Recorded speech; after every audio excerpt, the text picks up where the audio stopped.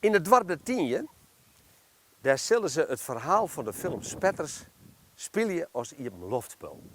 En die film die wie in 1980, nou ja, we verrapen doen, het is revolutionair dat wie uiteindelijk ik wil het hele land hier erover, het koen net het gang te vieren en weet ik wat alle jaren. Schande, misschien dat enkele van jullie dat nou wel weten.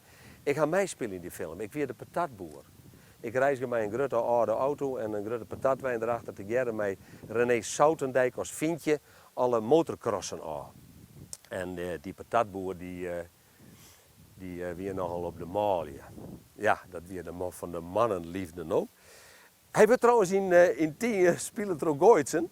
En ik hoop je dat er daar een protte plezier aan beleeft. Ik ben benieuwd hoe het dwaan zal, want het is heel leuk om te dwaan. Hij krijgt er een protte nog door, dat kerst u verrast net hoor.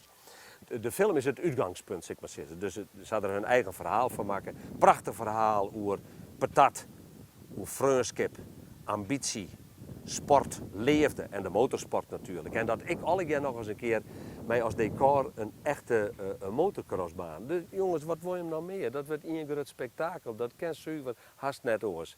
Johanna geen kaarten? Dan maak je hem even naar www.iepenloft.frl. Net via al even dwaan. Want joh, ik had die kaarten al, hè. Dus dat vond ik hem net meer krijgen. Dat is dan jammer.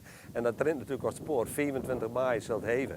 Dan gaat het ons zitten we dan zo mooi in Friesland. Dus net missen. Spektakel jongens, op de crossbaan. Hinnen, wat blinder nog een taak. Kaarten bestellen, no verduimd te let binnen. Goeie. Nou, zo zitten we. Ons in Friesland, in het Heideland. Hoi.